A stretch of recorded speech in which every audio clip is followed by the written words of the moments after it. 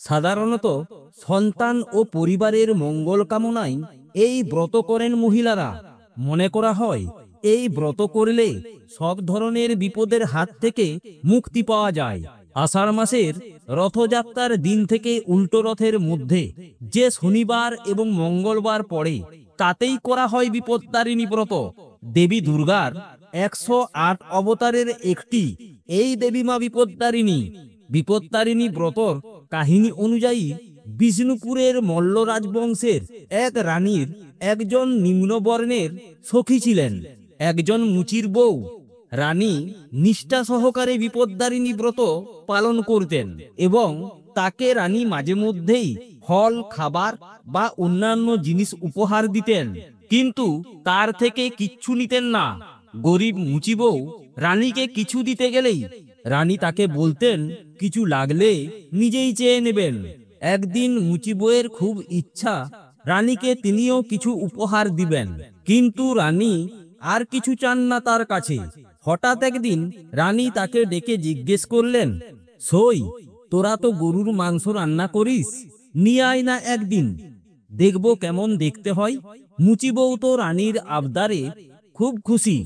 অবশেষে তাহলে রানী তার থেকে কিছু তো চেয়েছেন, তিনি বাড়ি গিয়ে খুব যত্নে গো মাংস রান্না করে সেটা কাপড়ে চাপা দিয়ে রাজবাড়িতে এনে রানীকে উপহার দিলেন। রানী তো শুধুই দেখবার জন্য মাংস আনতে বলেছিলেন, তাই কাপড় চাপা দিয়েই রেখে দিলেন।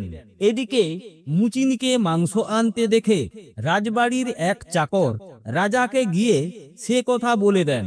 রাজা তো শোনা মাত্রই রানীর ঘরে উপস্থিত হয়ে তাকে জিজ্ঞেস করলেন যে মুচি বউ কি দিয়ে গেছেন।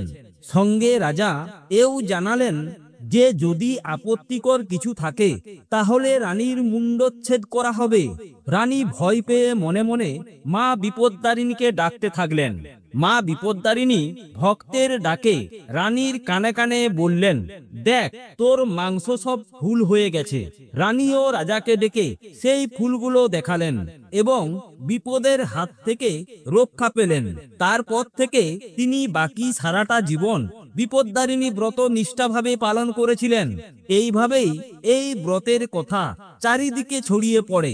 তবে এই ব্রত করার বিশেষ কিছু নিয়ম বা টোটকা রয়েছে। যদি সঠিক নিয়ম অনুসারে টোটকাগুলো পালন করা যায় তাহলে খুবই উপকার পাওয়া যায়। কি কি নিয়ম চলুন দেখে নেওয়া যাক। 1. বিপত্তারিণী পুজোর আগের দিন এবং পুজোর দিন অবশ্যই নিরামিষ খাবার খেতে হবে। 2. যতটা সম্ভব লাল রঙের বস্ত্র পরে বিপত্তারিণী পুজো করুন। 3.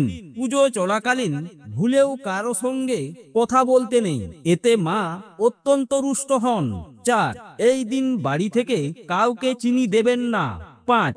বিশেষ করে নজর রাখতে হবে যেন পুজোর নিয়মে কোনো ভুল না হয়, তাহলে সংসারে আর্থিক সংকট থেকে শুরু করে যে কোনো সংকট দেখা দিতে পারে। 6. এই দিন ভুলেও মহিলাদের অপমান করতে নেই বা কোনো খারাপ কথা বলতে নেই। 7. এই দিন দেবীর পুজো সামগ্রী সবকিছুই 13টা করে অর্পণ করতে হয় এবং পুজো শেষে 13টা লুচি 13টা ফল আহার করতে হয়। 8. পুজো শেষে মায়ের চরণে রাখা 13টা দুর্বা ও গিট দেওয়া 13টা ডুবি লাল সুতোতে মেয়েদের বাম হাতে এবং ছেলেদের ডান হাতে পরতে হয়। এই ডুরি সারা বছর বিপদের হাত থেকে রক্ষা করে। বন্ধুরা, এই রকম ভিডিও দেখতে ভালো লাগলে পাশে থাকবেন।